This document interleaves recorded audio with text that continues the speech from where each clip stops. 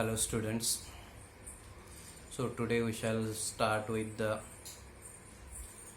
remaining functions of the commercial bank.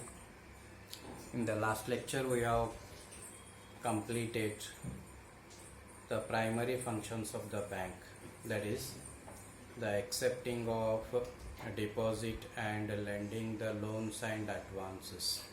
So that we have completed. We are discussing about the fourth topic called as the business services, and this year for your exam only 3 services are there, even though the 5 services are given in the textbook, but for your study only the 3 business services are there, that is the banking, insurance and warehousing. Transport and communication is not there. Once again I am repeating, transport and communication is not there for this year's study.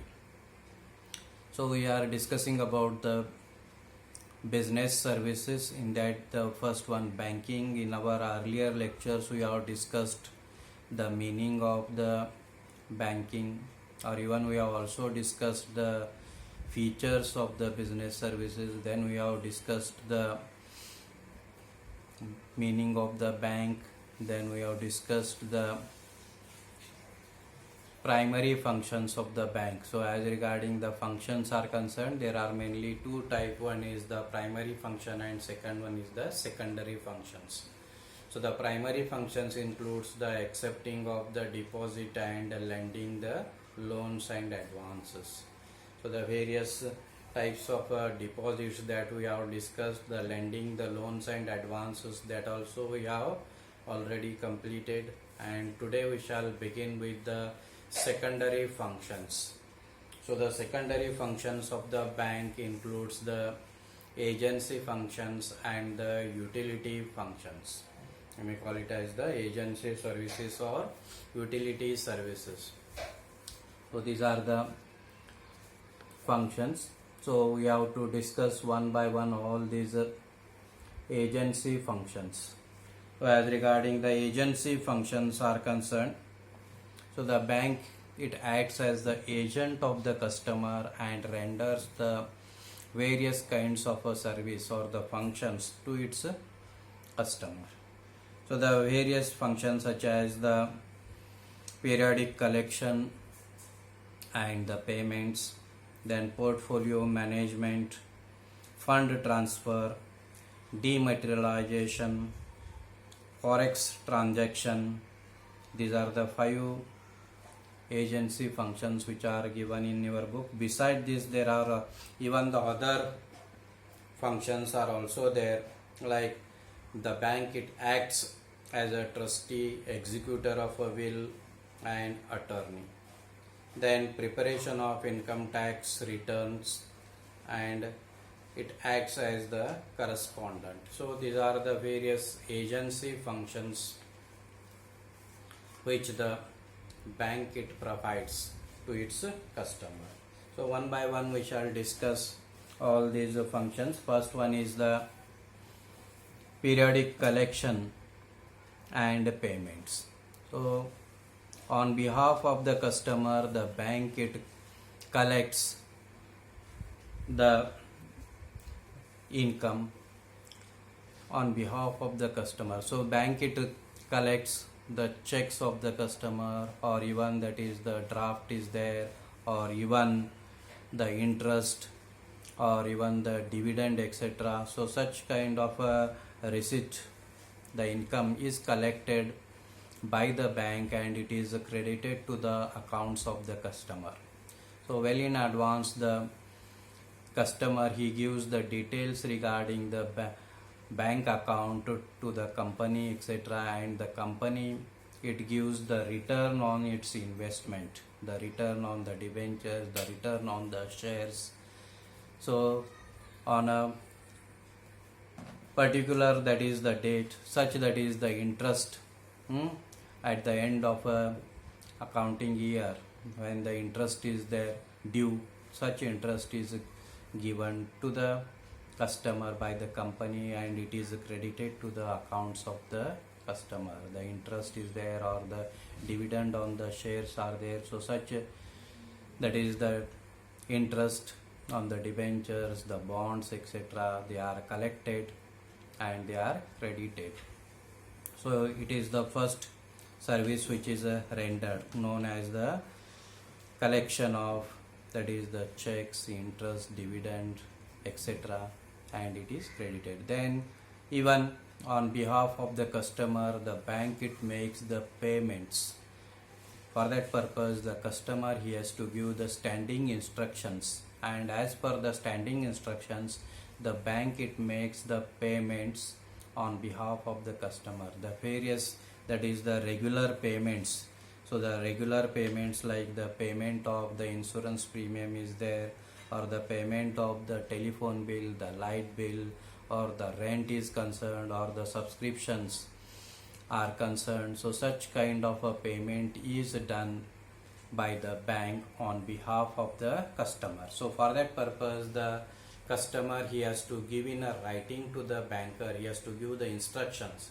Until such instructions are revoked regularly, such that is the payments are being done by the bank on behalf of the customer.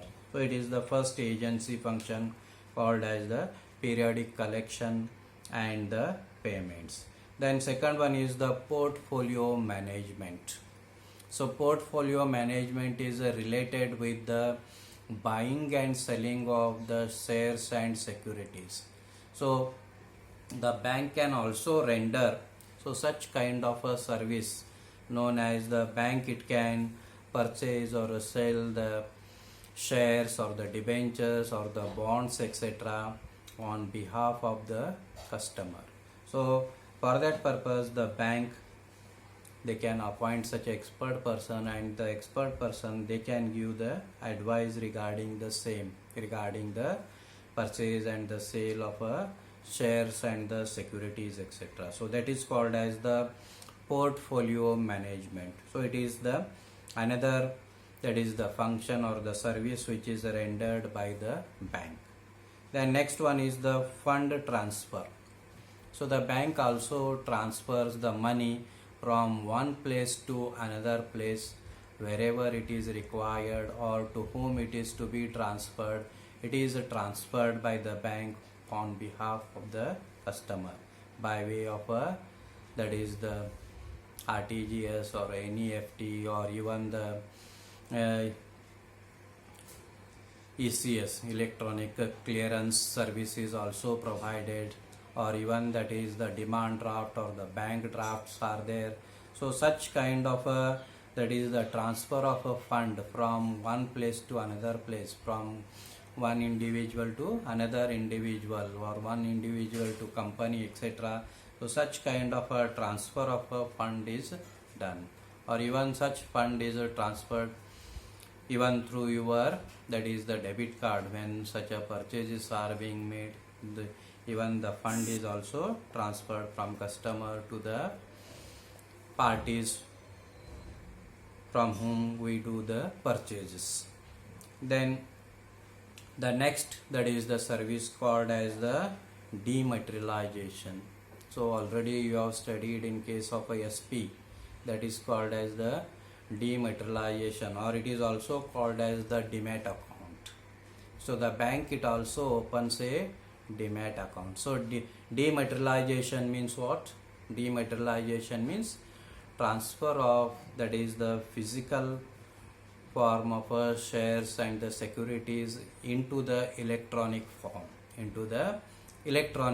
so that is called as the dematerialization. So the bank it also renders such kind of a service to whom it is needed. So the person or the customer who is dealing in the shares and the securities, for them such a demat account is opened, and the bank it looks after the demat account, that is the purchase and the sale of securities, the conversion of a physical form of shares, the bonds, etc. into the electronic form is done. So that is called as the dematerialization.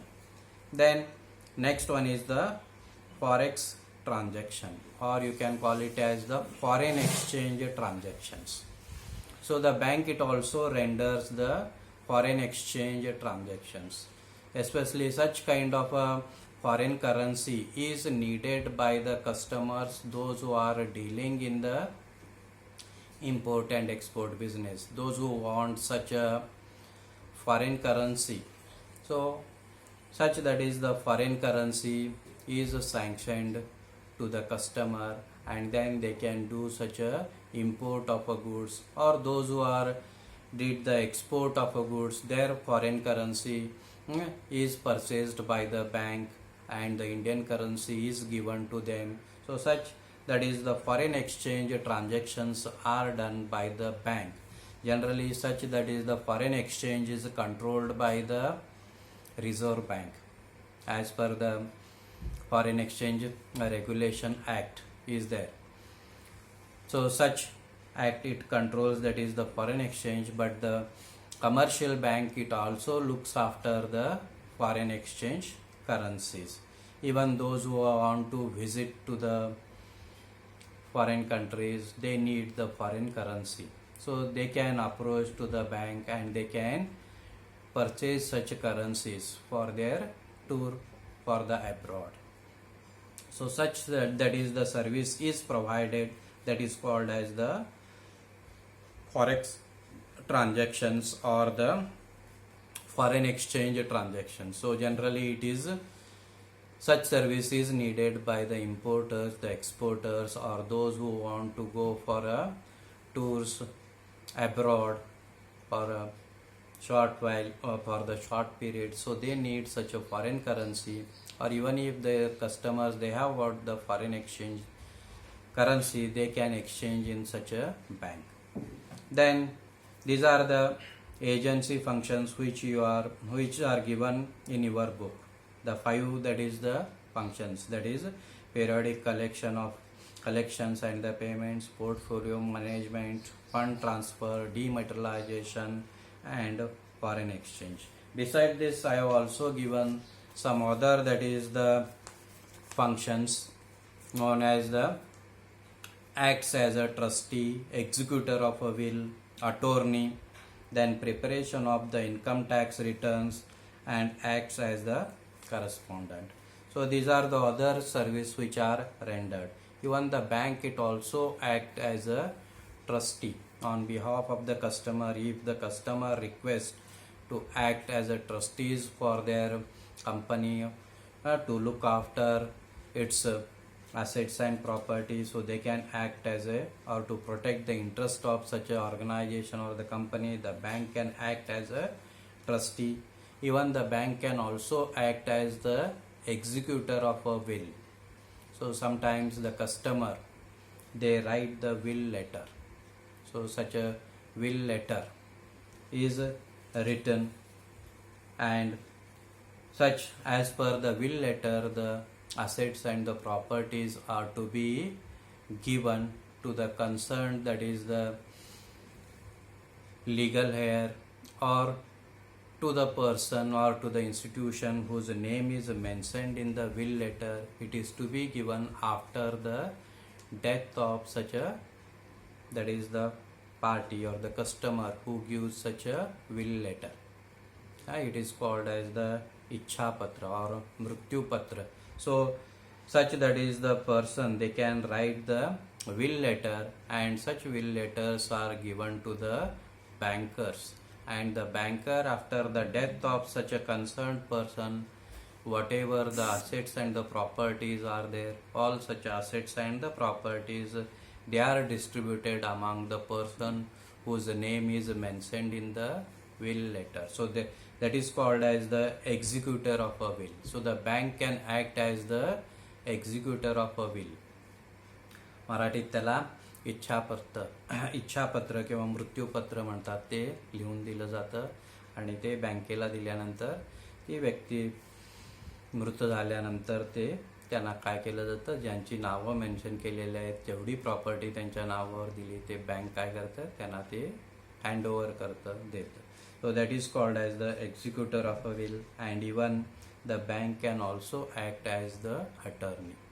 So if any company gives such a attorney letter to the bank, so such that is the bank can act as the attorney on behalf of such a individual or the company, and in the absence of such that is the person, they can receive that is the fund, or even they can transfer the fund, or even they can do any such a that is the deed or the agreement on behalf of such a person. They can transfer the property also if such a attorney is given. That is called as the power of attorney. So such power of attorney is given to the bank, then the bank can also act as the attorney. Then the next one is the preparation of the income tax return. So on behalf of the customer, the bank can also act as the they can also help in preparing the income tax return. They can give the advice to the customer if it is needed. Then the last one is the bank, it acts as the correspondent. So on behalf of the customer, it can act, it can do the correspondence, it can do the communication for various that is the purpose. For example, that is if any booking of the railway ticket is there, the air ticket is there, or even arrangement of tours are concerned. So such kind of service is also rendered, and here it can act as the correspondent on behalf of the customer, and such services can be rendered. So these are all the agency functions. Secondary functions includes the agency functions and the utility functions. So the utility functions we will discuss in our next lecture. Is it clear? As regarding the secondary functions are concerned, there are mainly of two type. One is the agency functions or the agency services, and second one is the utility services or the utility functions. So in your book only, that is the 5 agency functions are given. In addition to that, I have given you that is the 3 more, that is the functions. So you have to do all this.